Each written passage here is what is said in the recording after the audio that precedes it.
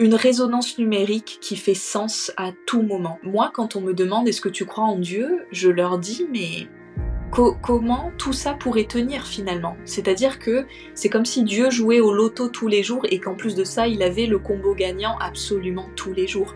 Quand même, quand on observe les lois de notre univers, c'est assez incroyable. Moi, ça me laisse perplexe. La vérité, c'est qu'aujourd'hui, si on essayait de recréer la vie de notre côté, tout seul, ou même un univers, une galaxie, dans un laboratoire, on n'y parviendrait absolument jamais.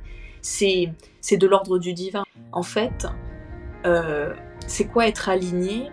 C'est de comprendre qu'est-ce qui marche pour vous, qu'est-ce qui est naturel pour vous, et d'aller vers ça, d'arrêter de lutter contre une certaine programmation, d'arrêter d'aller contre soi et de enfin intégrer qu'est-ce qui est fait pour vous. J'en reviens toujours à la même chose, c'est le moment présent. Parce qu'il n'y a que ça. C'est-à-dire que on expérimente que des aujourd'hui à répétition. C'est ça qu'il faut se dire. Même dans 5 minutes, quand tu me demanderas quelle heure il sera l'heure qu'il sera à ce moment-là. On n'expérimente que le moment présent, et c'est tout ce qu'on nous demande. Et parce que la graine du futur se cultive dans le présent aussi. Ne pensez pas que vous pouvez repousser votre futur en vous distrayant du présent. Le futur se nourrit du présent. C'est une ligne temporelle en fait.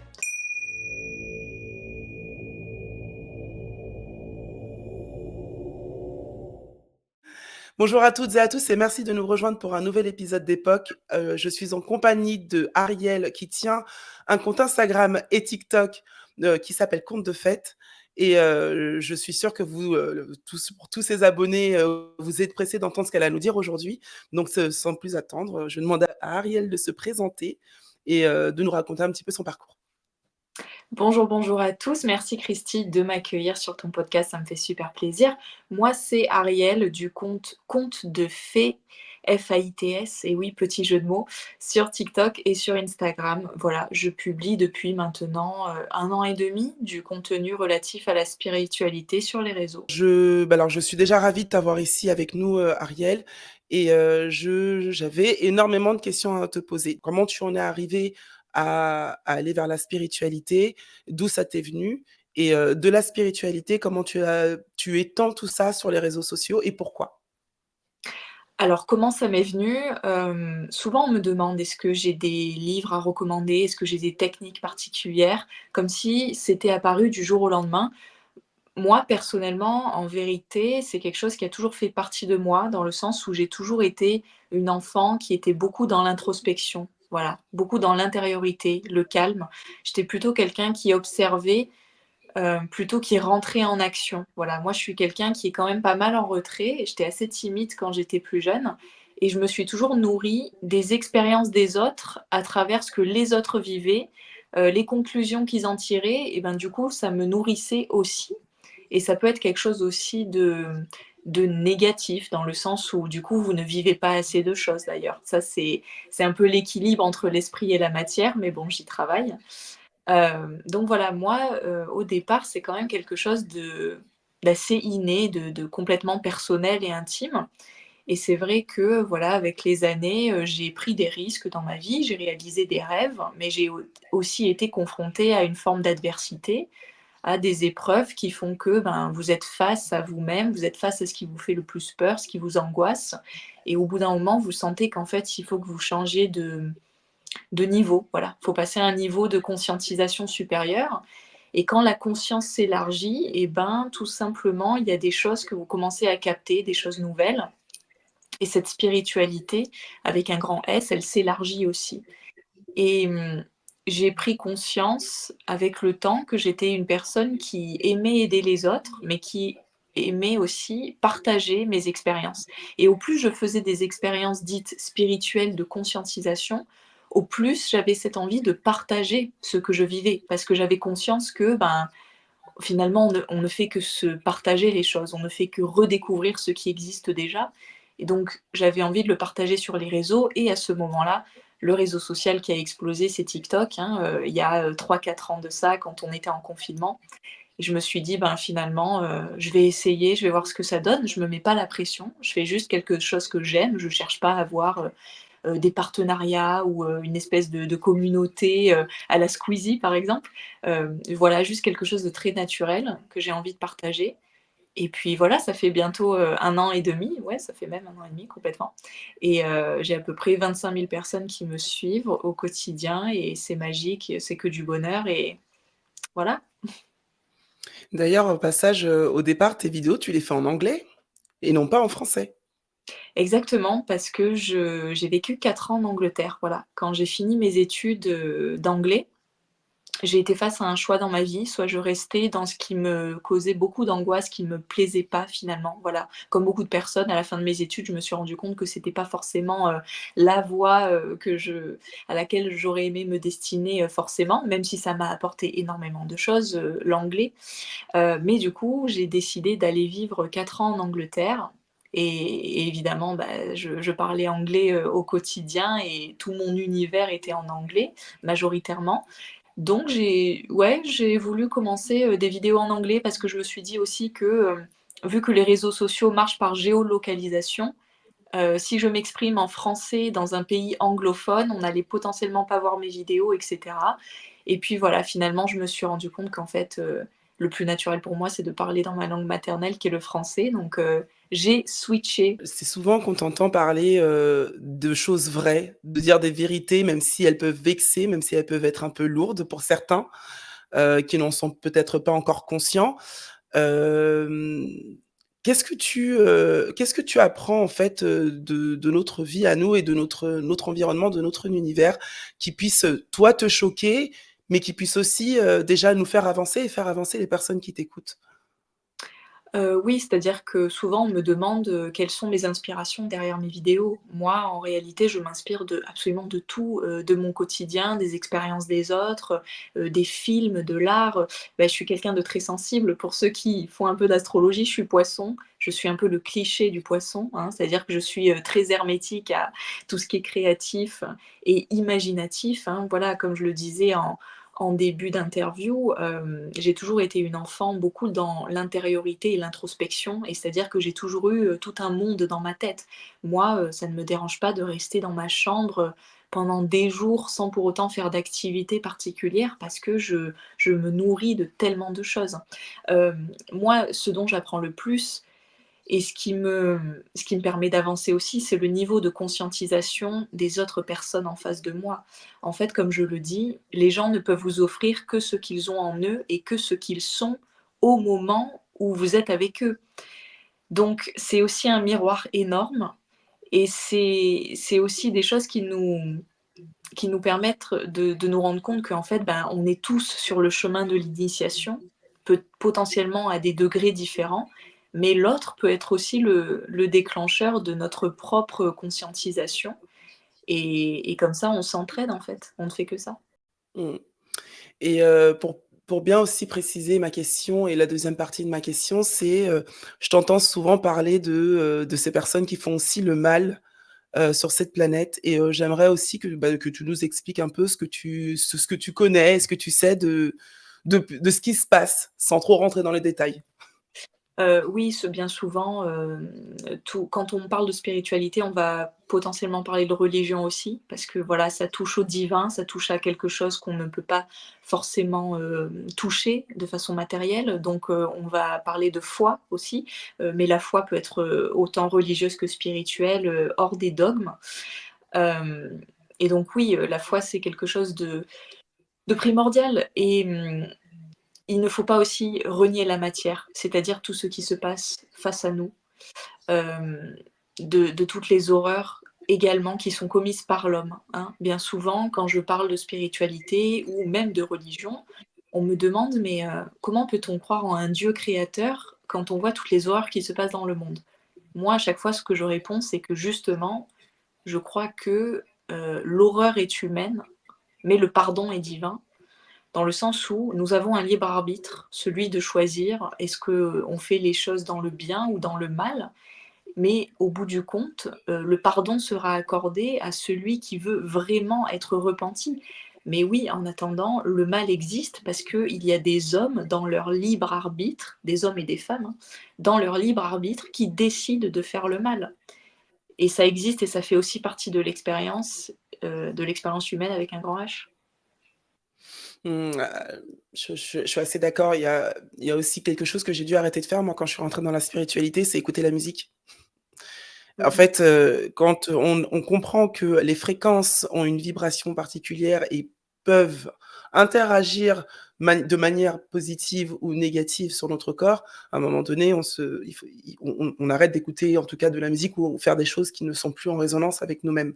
Et la musique en faisait énormément partie. Donc mes goûts musicaux ont énormément changé ces dernières années. Je sais pas si toi, tu as dû te séparer de certaines choses, en tout cas quand tu es rentrée dans la spiritualité? Oui, oui, oui, j'en ai quand même plus conscience. C'est-à-dire qu'en fait, quand tu as une espèce d'expansion de conscience, comme j'appelle ça, tu te rends compte à quel point on est conditionné.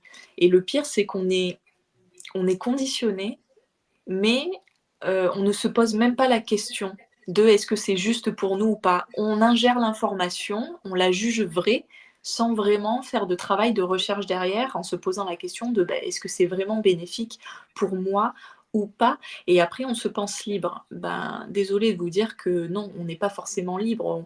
On nous on nous donne l'illusion du choix, mais en fait, le choix, c'est beaucoup plus complexe que ça, je pense. Il faut faire plus de recherches que ça. Et effectivement, quand tu as des prises de conscience, il y a des choses que tu ne fais plus parce que tu sais que pour ton corps, c'est pas bon, pour ton esprit non plus. Et puis, c'est tout simplement aussi le chemin de la vie, prendre en maturité. C'est mieux se connaître, c'est savoir ce qui fonctionne pour nous ou pas, c'est savoir si telle ou telle personne va déclencher en nous de la colère. Est-ce qu'on ferait mieux du coup de ne pas un peu s'en séparer aussi? Est-ce qu'il y a des endroits qui nous stressent tout particulièrement? Voilà, ça fait aussi partie du chemin de la vie, sans pour autant parler de grands mots comme la conscience, même si pour moi tout est conscience.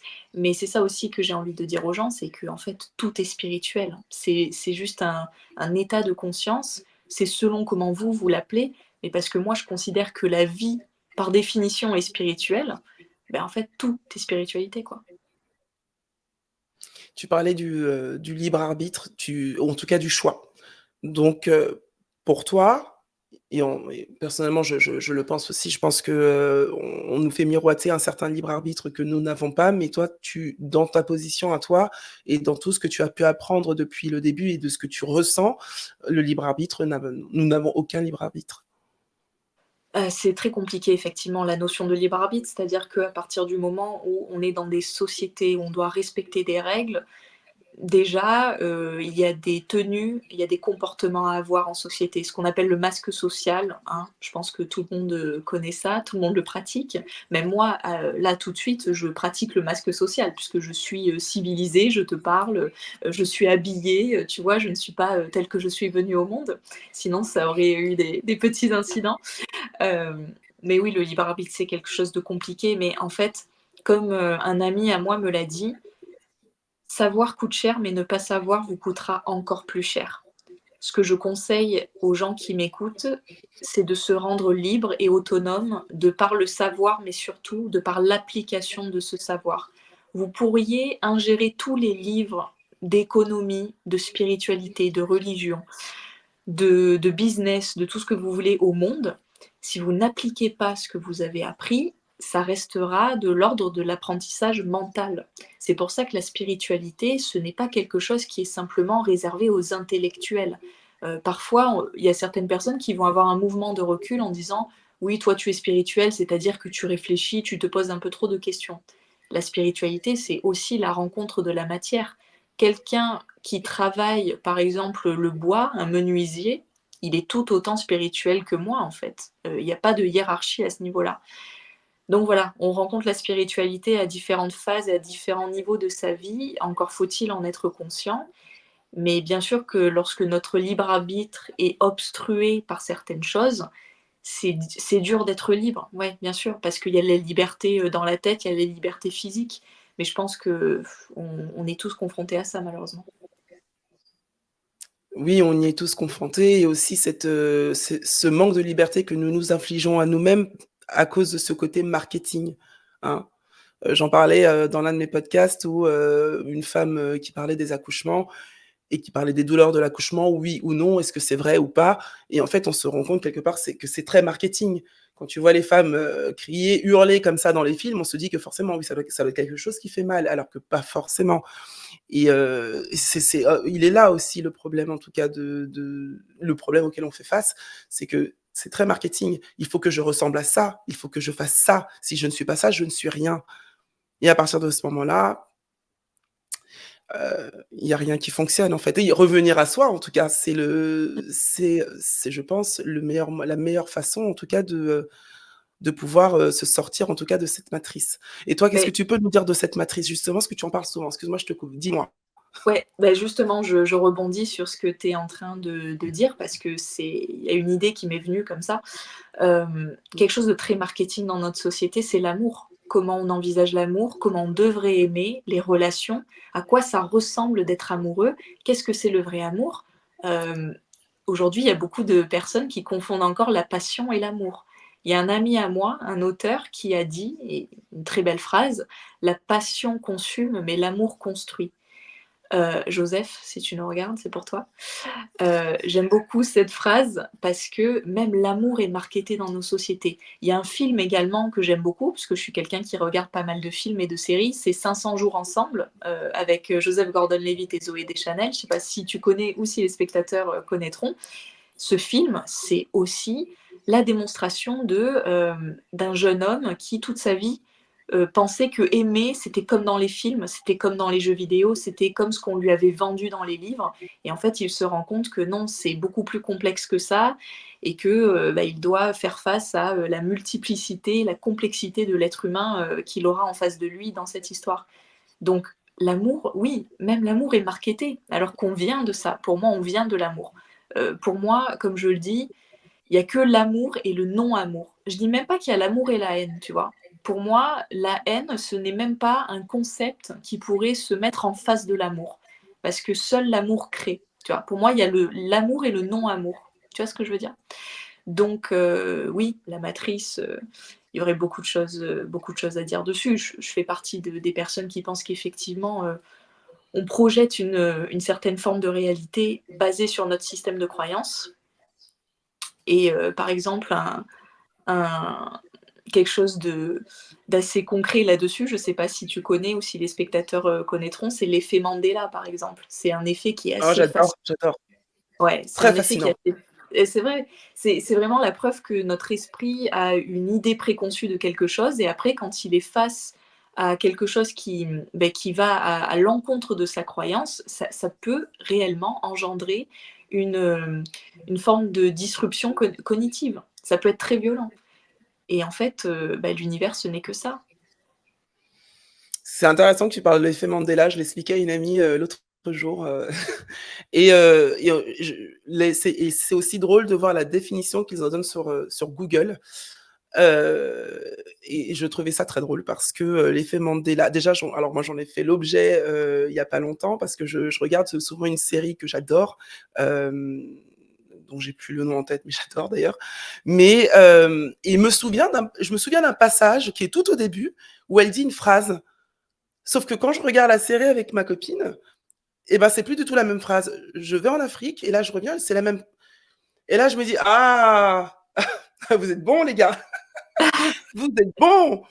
Mais ça, il faut essayer de comprendre qu'aussi, c'est une histoire de timeline qui s'efface et c'est sûrement qu'il y a eu quelque chose de catastrophique qui s'est passé au niveau de l'humanité ou je sais pas, quelque chose, en tout cas, qui fait qu'il y a dû avoir une timeline qui s'efface pour pouvoir remettre les choses dans l'ordre et qu'on puisse continuer notre chemin. Donc finalement, Ouais. c'est pas forcément quelque chose de mauvais. C'était une Mmh. journaliste aussi sur Gaïa qui disait que il y avait des personnes qui s'interrogeaient parce qu'ils avaient vu une photo de Kennedy Ouais. âgé. Et cette femme disait, mais c'est pas forcément une fausse photo, c'est juste que dans une réalité, c'est vrai, dans une autre, ça ne l'est pas en fait. Mais les deux réalités sont réelles. Et ça, je ne sais pas si les gens en tout cas sont à l'aise avec cette histoire de vérité et de réalité, encore une fois, comme il n'y en a pas qu'une seule. Je ne sais pas si tu avais déjà abordé ces sujets-là, toi, sur tes réseaux sociaux, sur les réalités. Je ne sais pas si tu as un avis là-dessus. J'avais un petit peu abordé ça dans le sens où pour moi, il y a autant de réalités qu'il y a d'individus et comme je le disais, en fait, le multivers existe déjà à partir du moment où les gens ne sont même pas dans le même champ d'information, en fait. C'est un peu ce que je dis aussi aux personnes qui me suivent sur Instagram. D'ailleurs, n'hésitez pas parce que je partage des choses un petit peu plus, spontanées que sur, TikTok. Rien que lorsque vous vous intéressez à l'économie, la comptabilité, comment le business marche, quand vous voyez comment, certains milliardaires pensent, à quoi leur monde ressemble, heu, on ne on ne joue même pas au même jeu, en fait. C'est vraiment ce que je constate, c'est que les lois sont faites par des personnes qui ne jouent même pas au même jeu que vous. Donc oui, le multivers, existe, il est déjà là, quoi. Tu parles des riches milliardaires et justement, je voulais on en arrive au dieu de l'argent.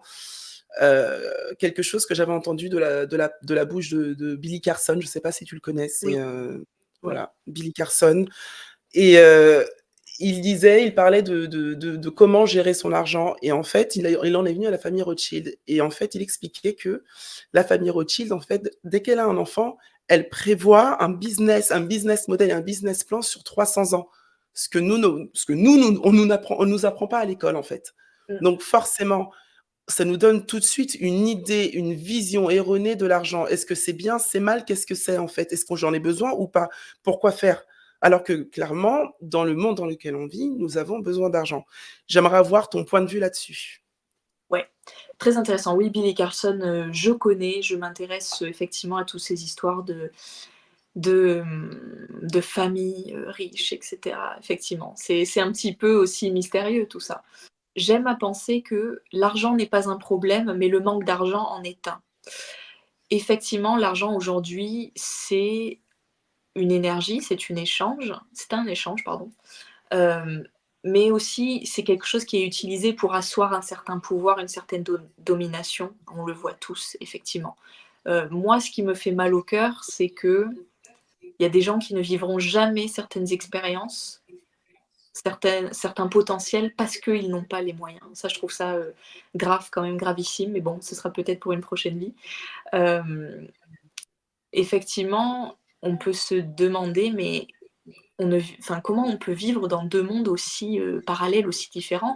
Effectivement, les gens extrêmement riches comme, les Rothschild, quand le gamin, il sera en âge de comprendre à ses 18 ans peut-être, on va pas lui demander de s'inscrire sur Parcoursup pour choisir sa carrière. Est-ce qu'il veut être plutôt, boulanger? Est-ce qu'il veut être plutôt à la fac de droit, à la fac de lettres et cetera? Il y a juste son grand-père qui va s'asseoir devant lui et qui va lui dire: «Bah, maintenant tu es en âge de comprendre, je vais t'expliquer comment marche le business et comment tu auras juste à prospérer cet argent-là et tu n'auras plus jamais à travailler un seul jour de ta vie».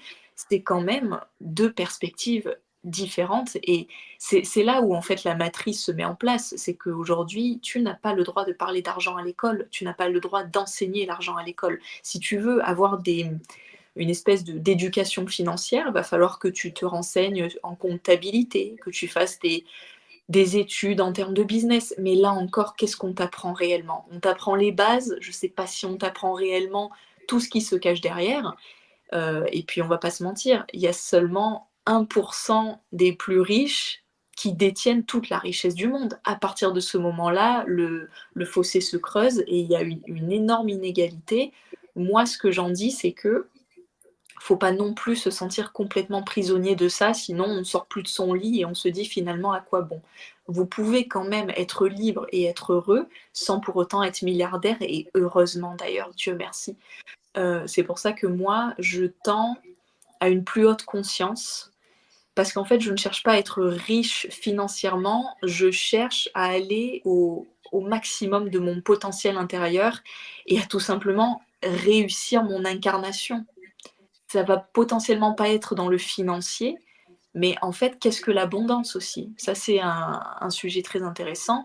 Un ami à moi, Pascal, si tu nous regardes, me disait, «L'abondance, c'est d'avoir la liberté de faire ce qu'on veut, au moment où on veut le faire». Bon, je pense que, c'est déjà une bonne piste. Il m'avait semblé que tu avais abordé le sujet de la numérologie.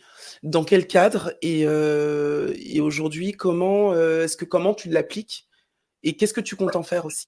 La numérologie, très intéressant. Je me suis formée à ça avec, mon mentor, Cyril d'ailleurs, si lui aussi, passe par là et qu'il nous regarde, c'est pour toi, dédicace. Je me suis formée à la numérologie effectivement, parce que je me suis rendue compte que, lorsqu'on parle d'univers, lorsqu'on parle de lois physiques, lorsqu'on parle de même de Dieu, hein, on parle de chiffres, on parle de mathématiques, on parle de quand même une résonance numérique qui fait sens à tout moment. Moi, quand on me demande: «Est-ce que tu crois en Dieu?» je leur dis: «Mais comment tout ça pourrait tenir finalement?» C'est-à-dire que c'est comme si Dieu jouait au loto tous les jours et qu'en plus de ça, il avait le combo gagnant absolument tous les jours. Quand même, quand on observe les lois de notre univers, c'est assez incroyable. Moi, ça me laisse perplexe. La vérité, c'est qu'aujourd'hui, si on essayait de recréer la vie de notre côté, tout seul, ou même un univers, une galaxie, dans un laboratoire, on n'y parviendrait absolument jamais. C'est de l'ordre du divin, en fait, tout ça. Euh, donc oui, la numérologie, je me suis formée à ça parce que je me suis rendu compte que l'univers nous parle de deux façons pour moi, à travers les nombres et à travers les symboles, c'est-à-dire la géométrie sacrée. Et d'ailleurs, derrière la géométrie sacrée, il y a des maths, évidemment. Parce que pour moi, les nombres sont le témoin d'une certaine symétrie, d'une certaine perfection dans l'univers. Comment je l'utilise également? Ben, je l'utilise par rapport aussi à nous, c'est-à-dire notre date de naissance, notre positionnement au moment de notre venue sur la Terre, comme en astrologie d'ailleurs, hein, c'est un peu une photo de la carte du ciel au moment de votre naissance, l'astrologie. Ça vous permet de comprendre vos paramètres par défaut, comme j'aime appeler ça. Et la numérologie, ça aide à ça. Ça aide à comprendre qu'est-ce qui fait que vous êtes vous et qu'est-ce qui fait qu'il y a un truc qui marchera pour vous et l'autre, ce sera beaucoup plus complexe. En fait, Heu, c'est quoi être aligné? C'est de comprendre qu'est-ce qui marche pour vous, qu'est-ce qui est naturel pour vous et d'aller vers ça, d'arrêter de lutter contre une certaine programmation, d'arrêter d'aller contre soi et de enfin intégrer, qu'est-ce qui est fait pour vous et je trouve que la numérologie, oui, ça aide énormément à ça. Moi, ça par exemple, hein, personnellement, ça m'a permis de comprendre que, oui, j'étais faite pour être enseignante, pour être une coach. Là où moi, pendant des années, je me voyais pas forcément avoir ce caractère de leader, de promulguer des conseils, de produire comme ça du contenu. Finalement, c'est complètement quelque chose mais qui me réjouit. Je sens que mon ADN est en train de, tu vois, d'avoir plein de petits soleils autour quand je fais ça, en fait. J'ai aussi besoin de la connexion. Je suis quelqu'un qui a besoin de partager, d'où ce besoin, tu vois, d'être avec des gens comme toi, de partager ces expériences-là. Et évidemment, la spiritualité. Moi, je suis une personne qui spiritualise la matière dans un sens. C'est-à-dire que je ramène le monde des idées dans la matière, comme le disaient certains, en toute humilité. Mais enfin voilà, ça nous aide à comprendre nos paramètres par défaut et donc à s'élever parce qu'on est mieux ancré. Mais ton ami Cyril, il est numérologue, c'est ça? Oui, Cyril, il a beaucoup de casquettes, hein. C'est quelqu'un qui est spécialisé dans les anciennes civilisations, qui est numérologue, qui étudie, la Bible, dans son langage originel, qui fait des décodages, qui est spécialisé dans les sectes également. Donc, famille Rothschild, passation de pouvoir et cetera, c'est quelque chose qu'il connaît bien. Mais oui, c'est lui qui m'a aidée à me former. Vous pouvez le retrouver d'ailleurs dans beaucoup d'interventions chez Nora de Nurea TV, pour ceux qui connaissent peut-être, la chaîne. Voilà, Cyril de l'Arche du Savoir, c'est quelqu'un qui m'a beaucoup aidée. C'est mon père spirituel et c'est quelqu'un que je n'ai pas rencontré par hasard parce que justement, on a la même numérologie, lui et moi. On est tous les 2 nés un 24 février. Quand on a fait notre numérologie, alors certes, on n'a pas le même âge, mais on retombe sur exactement les mêmes chiffres. Bon, voilà. En gros, c'est ça que je veux dire aux gens aussi, c'est que vous avez tout intérêt à aller vers ce qui est fait pour vous et vers ce que vous êtes, parce que du coup, tout va s'organiser autour pour vous faire des rencontres qui vous correspondent. Et je veux dire, aujourd'hui, mon père spirituel, voilà, mon mentor, c'est quelqu'un qui a la même numérologie que moi. Je me suis dit: «Bon, quand même, il y a pas de hasard, c'est un peu fou cette histoire, quoi». Je trouve ça beau quand même qu'il t'ait transmis aussi toutes ces connaissances et tout ce savoir que, d'ailleurs tu vas sûrement retranscrire toi dans un livre, en tout cas dans un e-book et j'aurais aimé que tu nous en parles. Je sais que là-dedans tu nous parles du trop-plein spirituel et d'abord j'aimerais alors déjà que tu nous parles de ton livre et que tu nous expliques ce que tu veux dire par le trop-plein spirituel. Ouais, alors, c'est vrai qu'en ce moment, je suis à l'écriture d'un futur e-book que je publierai, d'ici quelques mois, parce que c'est long d'écrire, croyez-moi, c'est long, hein. On a les idées, mais organiser tout ça, c'est quand même un travail, faramineux, surtout quand on est seul à le faire, et qu'on travaille à côté, n'oublions pas. Donc oui, j'écris un e-book en ce moment, je vais parler de l'ego, je vais parler de la manifestation, je vais parler du moment présent.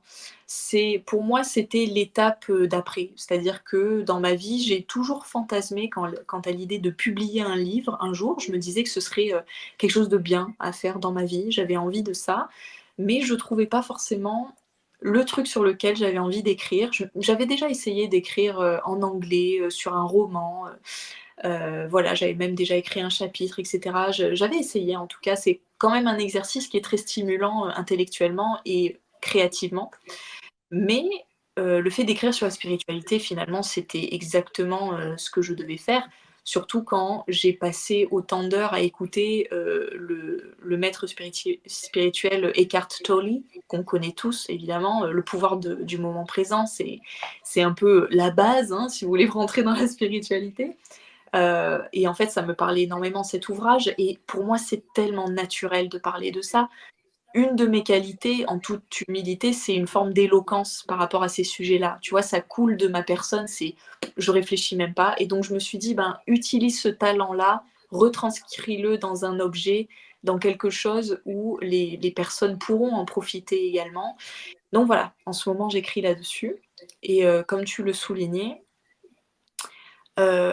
j'écris également sur le trop-plein spirituel. Parce que c'est pas parce que j'écris sur la spiritualité que tout est rose, c'est les fleurs, c'est les papillons, et cetera. Non, tout n'est pas parfait évidemment et parce qu'on a un ego et qu'on le maîtrise pas toujours, on peut retomber dans des schémas, enfermants sous couvert de spiritualité, ça s'appelle l'ego spirituel. Donc je mets également en garde là-dessus, c'est-à-dire que lorsque vous êtes dans la spiritualité et que vous êtes comme ça dans cette recherche incessante de techniques, de choses à apprendre, de savoir, en fait, vous êtes déjà dans la contemplation de quelque chose d'extérieur à vous, comme si la réponse se trouvait en haut d'un arbre et que vous allez gravir cet arbre et enfin obtenir la réponse, alors que bien souvent, toutes les réponses sont déjà à l'intérieur. Tout ça n'est qu'une illusion en fait, hein. Donc c'est ça aussi que je conseille aux gens, c'est que ne soyez pas trop dans l'accumulation de certaines techniques, dans cette espèce d'obsession envers la spiritualité, parce qu'en fait, tout ce que vous allez nourrir, c'est la déconnexion du soi. Il faut aussi se rappeler de sortir, de se reconnecter à quelque chose d'autre et de simplement se laisser vivre et simplement faire l'expérience des choses aussi et de pas tout intellectualiser. Et je dis ça également pour ma personne, hein. Comme je le disais, je suis quelqu'un qui a beaucoup passé de temps à être dans la psychologie, l'introspection. Moi, j'adore ça, j'adore faire la thérapeute. Mais je sais aussi qu'il faut que je fasse tout simplement l'expérience de la vie pour en tirer des conclusions et parce que je pense que, tout simplement, on ne peut enseigner que ce qu'on a transcendé. Ouais, exactement, je suis assez d'accord et le fait de retourner à soi, parfois, ça peut nous emmener à se découvrir encore plus et à pouvoir, avoir de meilleures expériences. Je pense, notamment à une amie qui, elle, est beaucoup dans les bouquins, mais elle y est tellement qu'elle, elle prend peur, en fait et donc au lieu de rester dans ce côté, enfin, dans la spiritualité, elle va dans la peur et c'est là où, si tu veux, il y a un écart entre les 2 choses, où je ne comprends pas moi-même. Je me dis: «Mais enfin, je comprends pas, qu'est-ce qui te fait peur là?» C'est même respirer lui fait peur. Parce que je lui disais: «Bah, peut-être que tu devrais faire des techniques de respiration». «Ah non, j'ai peur apparemment». Mais Eh, tu ne peux pas avoir peur de ce qui nous représente, en fait, la respiration. Sans ça, nous ne sommes rien. Et tu parlais du pouvoir du moment présent, ça c'est très intéressant. C'est la chose la plus simple, mais la plus difficile. On est constamment dans le moment présent, mais on est constamment dans le moment passé et constamment dans le moment futur. On ne sait pas rester en présence. La seule chose qui reste en présence, c'est notre corps. J'aimerais que tu nous en parles aujourd'hui. Ouais, Sans nous le dévoiler ce qu'il y a dans le e-book. bien sûr, mais c'est une petite friandise, hein, bien sûr, si ça vous intéresse, ça vous ça vous permettra de vous dire: «OK, bon, bah, je j'achèterai le e-book parce qu'effectivement, c'est intéressant». Le ouais, la présence, comme tu le disais, c'est hyper simple et hyper complexe à la fois. Parce qu'on est tout le temps stimulé. Aussi, on a tendance à regarder notre passé, regarder nos photos, à être mélancolique. La présence, c'est beaucoup plus complexe que ce qui n'y paraît. Comme tu le disais, ton amie, elle a tellement intellectualisé certains concepts qu'elle a peur de faire quelque chose qui est naturel pour elle. Et là, on est dans la déconnexion et c'est là tout le côté pervers de certains développements personnels, c'est qu'on en vient à cristalliser tellement de choses qu'on a peur de juste expérimenter parce qu'on aimerait avoir tout juste tout le temps. Mais il y a une phrase que je dis, c'est que c'est pas parce que vous avez tout bon que vous avez tout juste pour vous. Donc juste expérimenter, effectivement, être en présence, c'est peut-être le plus gros enseignement qui soit, en fait. Genre vraiment, moi qui suis quelqu'un, voilà, qui est quand même qui écoute beaucoup de choses, qui réfléchit, qui produit du contenu, qui partage avec les gens, qui échange, j'en reviens toujours à la même chose, c'est le moment présent. Parce qu'il y a que ça. C'est-à-dire qu'on expérimente que des aujourd'hui à répétition. C'est ça qu'il faut se dire. Même dans 5 minutes, quand tu me demanderas quelle heure il sera l'heure qu'il sera à ce moment-là. On n'expérimente que le moment présent et c'est tout ce qu'on nous demande et parce que, comme je le dis aussi, ben, la graine du futur se cultive dans le présent aussi. Ne pensez pas que, vous pouvez repousser votre futur en vous distrayant du présent parce qu'en fait, le futur se nourrit du présent, hein. C'est une ligne temporelle, en fait. Même si là, à l'heure actuelle, on ne peut expérimenter que le présent, d'autres personnes pensent que passé, présent, futur se mélangent, au même moment et qu'on pourrait potentiellement changer de temporalité. Bon voilà, c'est beaucoup de choses, mais déjà être dans le présent, ce serait un énorme challenge, ce serait pas mal du tout. Là, je sais que je suis présente parce que, je te parle, parce que je suis concentrée et c'est aussi pour ça que je pense que pourquoi les thérapies, certaines formes de thérapie, certaines formes de psychologie marchent, c'est parce que lorsque vous vous octroyez, je sais pas, une séance de thérapie, 2 heures toutes les semaines, vous êtes en conscience. Vous êtes face aussi à une autre conscience, c'est-à-dire à une personne qui vous écoute et qui met de l'attention dans ce que vous dites et parce que je crois que les êtres humains ne font que ça. On ne fait que se parler de conscience à conscience. Parce que si on se parlait de mental à mental, on pourrait lire les pensées des uns des autres. Or, ce n'est pas le cas. Heu, En fait, il y a que le cœur qui prédomine, voilà. Mais oui, c'est un exercice quotidien, comme je le dis, la spiritualité est une pratique quotidienne. Oui, il faut le sentir quotidiennement et puis il faut aussi se rappeler, tu sais, c'est souvent où des fois je vais revenir, à moi et je vais me dire: «Mais ah ouais, mais elle m'avait vraiment fait chier». Quelque part, je me dis: «Mais est-ce que tu peux lui en vouloir? Est-ce que c'est de sa faute? Est-ce que toi, tu t'es Mmh, remise en question?» Tu vois? C'est ouais. constamment, faire la balance entre Mmh, le oui et le non. Même si tu sais que la personne en face de toi, de toute façon, parce qu'elle en est pas au même point que toi, va se dire: «Bah non, c'est va être dans la négativité, bah, toi, tu ne peux pas, en fait. Tu ne peux plus aller vers ce type de discours parce que, ben, il y a quelque chose qui a changé en toi et qu'il y a quelque chose de plus grand, de plus fort, de plus beau. Déjà, on commence par l'amour, donc il y a plus de raison de détester ou de croire en autre chose, en fait. ouais. Tu te vois aller où, dans ces prochaines années, cette année d'ailleurs? Le livre déjà, quand est-ce qu'il sort? Et puis Ouais. Alors tous les projets, tout ça, tout ça. ouais. Bah, écoute, ça va très vite quand même. C'est-à-dire que moi, mon éveil spirituel, même si j'aime pas trop dire ça, bon disons où quand les choses se sont quand même grandement accélérées pour moi, c'était il y a 3 ans, ce qui est relativement, tôt, rapide. Même moi je pensais pas que j'aurais fait tout ça quand même. Moi, mes objectifs à court terme, effectivement, c'est de sortir, mon e-book dans les prochains mois, de développer mon site internet où je pourrais proposer des services aux gens, où je pourrais les aider, faire du coaching, de la numérologie. Donc déjà me développer à ce niveau-là, faire les choses concrètement en fait, hein, retranscrire tout ce que je ressens dans quelque chose de concret, voir ce que ça donne et puis, voilà, ce sera toujours une découverte permanente aussi, je pense. Je me mets pas de barrière parce que je me dis que les seules barrières sont mentales, en fait. La conscience ne connaît pas de barrières.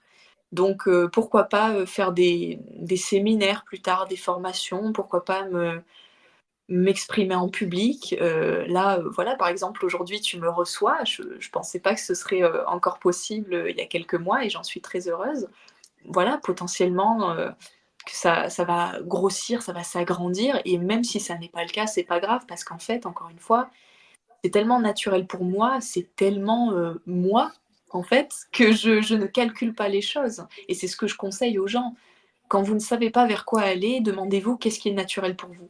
Si vous n'avez pas à être payé, si vous n'avez pas de contraintes, qu'est-ce que vous feriez de façon naturelle et de façon complètement, bienveillante et gratuite? La réponse, elle se trouve là-dedans. Voilà. Juste comme ça pour la fin et je sais pas si tu en as préparé une, mais une affirmation positive à nous lâcher aujourd'hui? Ouais, alors, bah, celle qui me vient et que tu as déjà entendue, mais que je vais quand même dire, oui, parce que pour la on a dû réenregistrer, à cause de certains problèmes techniques, mais voilà. Ce que je dirais tout simplement, c'est que vous avez tout intérêt à être vous-même, parce que de toute façon, tous les autres sont pris et que, ben, de toute façon, vous ne pouvez et vous ne savez faire que ça, être vous-même. Alors faites-vous confiance.